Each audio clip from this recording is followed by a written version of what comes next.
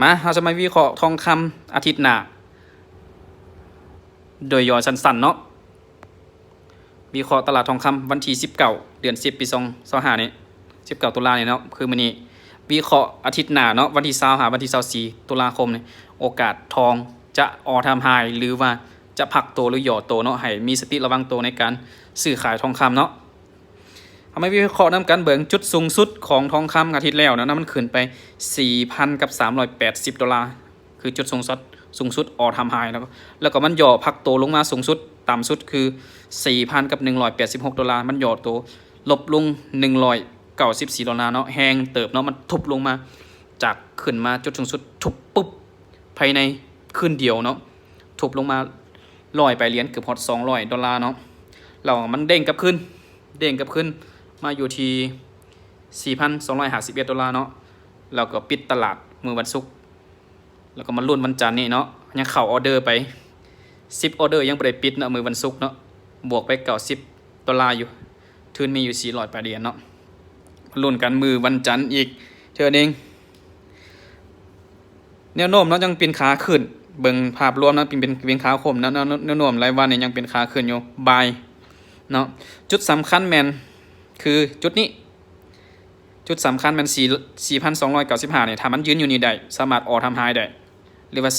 4,300 ดอลลาร์ถ้ายืนอยู่จุดนี้ได้สามารถออทำไฮอีกครั้งหนึ่งเนาะอาทิตย์หน้าถ้าบ่ผ่านจุดแนวต้านหรือว่า 4,300 ดอลลาร์นี่95นะ 4,295 หรือว่า300 ดอลลาร์นี่มีโอกาสลงต่อแล้วก็แนวต้านที่สำคัญถ้ามันย่อโตลงแห้งๆอีกคือ 4,100 ดอลลาร์นี่จุดสำคัญเนาะมันย่อลงมาแห้ง4,100 หรือ 4,090 ดอลลาร์ต่อทอยออนของสหรัฐอเมริกาเนาะ XAU เนาะวิเคราะห์มื้อนี้ประมาณนี้เนาะหากว่าผู้ใดเข้ามาเบิ่งก็ฝากกดไลค์กดแชร์กดติดตามนำกันเนาะเอาลุ้นนำกันบ่ฮู้ว่ามันจะขึ้นหรือจะลงเนาะตลาดทองคำโลกเนาะเขาบ่ติดตามข่าวสารสงครามภาษีสำคัญเนาะเรื่องโดนัลด์ทรัมป์กับประเทศจีนแล้วก็สงครามรัสเซียยูเครนแล้วก็เฟดจะลดดอกเบี้ยมีโอกาส go to the moon เป้าหมายคือ 70,000 หา 80,000 เนาะทางเงินกีบก็50 ล้านหา60 ล้านเป้าหมายต่อไปทีนี้ก็50 ล้านทะลุไปแล้วเนาะต่อไปก็60 ล้าน55หา60 ล้านลุยกันวันที่20หาวันที่24เอาฝากกดไลค์กดแชร์กดติดตามนำกันเด้อวันนี้ก็เก็บกำไรไปนะบริการรถจักรให้เซาตลอด24ชั่วโมงเนาะวันนี้ปล่อยรถจักรประมาณ6คันเนาะได้เงินไป400-500เก็บกำไรไปละนิดละหน่อยเนาะเอาวิธีหาเงินแต่ละคนแตกต่างกันเนาะทุกๆการลงทุนมีความเสี่ยงนะหากผู้ใดเข้ามาเบิ่งก็ฝากกดไลค์กดแชร์เนาะให้มีสติในการลงทุนทุกการลงทุนมีความเสี่ยงต้องศึกษาให้มีความรู้ก่อนเข้ามาศึกษาแล้วก็จึงค่อยลงทุนอย่างจริงจังเนาะต้องมีทุนมีความรู้